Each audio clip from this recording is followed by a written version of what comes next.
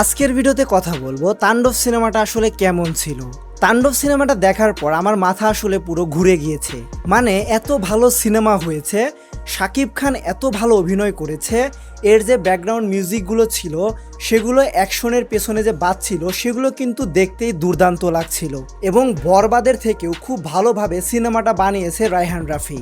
এখানে সুন্দর একটা গল্প আছে, বাস্তবতার গল্প আছে। এই সিনেমায় শাকিব খানের বিপরীতে কিন্তু অভিনয় করেছে সাবিলা নূর। সাবিলা নূরও তার প্রথম সিনেমা হিসেবে খুব ভালো কাজ করেছে। তাছাড়া জয়া হোসানও তার ক্যারেক্টারে দুর্দান্ত পারফরমেন্স করেছে। এর আগে তাকে এরকম চরিত্রে হয়তো দেখা যায়নি বা কেউ এরকমভাবে তাকে কাজ করাতে পারেনি। তো রায়হান রাফি তাকে খুব সুন্দরভাবে কাজে লাগিয়েছে। তো সিনেমার ওভারঅল শুটিংয়ের কথা যদি বলি, খুব সুন্দর সুন্দর জায়গায় শ্যুট করা হয়েছে। তাছাড়া এখানে দুইটা গান রয়েছে, লিচুর বাগানে এবং আরেকটা গান যেটা রোমান্টিক গান। তাছাড়া আরও দু একটা জিনিস রয়েছে যেমন র্যাপ। এই জিনিসগুলোও এই সিনেমাটাকে আরও বেশি ভালো করে তুলেছে।